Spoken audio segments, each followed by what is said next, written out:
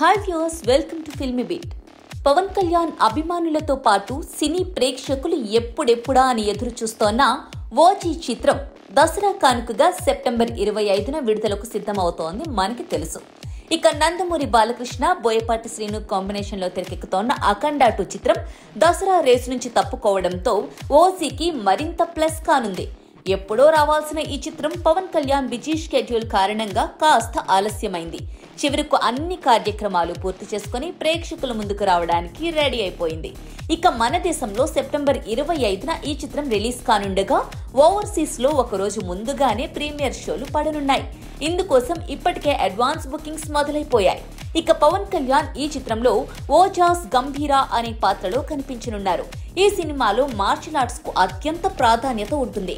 Japanese, Korean దేశాల్లోని stunt మాస్టర్లు fights ను కంపోజ్ చేశారు.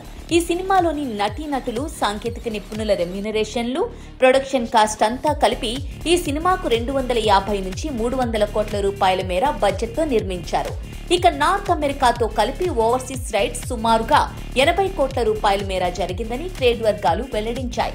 ఇక అమెరికాలోని ప్రధాన నగరాలైన Florida, Massachusetts, Dallas, New Jersey, New York, Pennsylvania, Texas నగరాలతో పాటు ఇతర ప్రాంతాల్లో అడ్వాన్స్ బుకింగ్ ను ఓపెన్ చేసేశారు.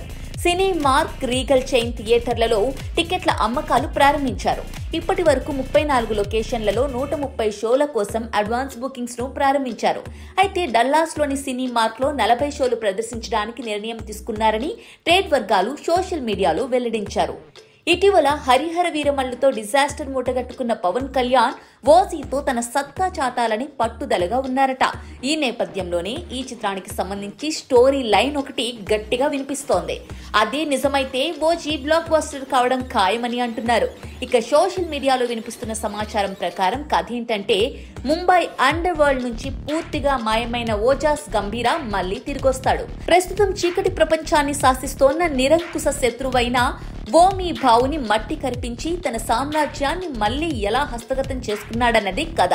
అయితే గతంలో కంటే పవర్ఫుల్ గా, బెరుకు లేకుండా అన్స్టాపబుల్ గా మారిన ఓజాస్ గంభీరా ప్రత్యర్థుల్ని ఎంత కిరాతకంగా హతమార్చాడు, నమ్మక ద్రోహానికి పాల్పడిన వారిని ఎలా శిక్షించాడు అన్న దాన్ని సుజీత్ అద్భుతంగా చిత్రీకరించారట. ఓజాస్ కనిపించకుండా పోయిన 10 ఏళ్లు ఎక్కడున్నాడు, అక్కడ ఏం చేశాడు అన్నది ప్రేక్షకులు ఊహించలేరని తెలుస్తోంది.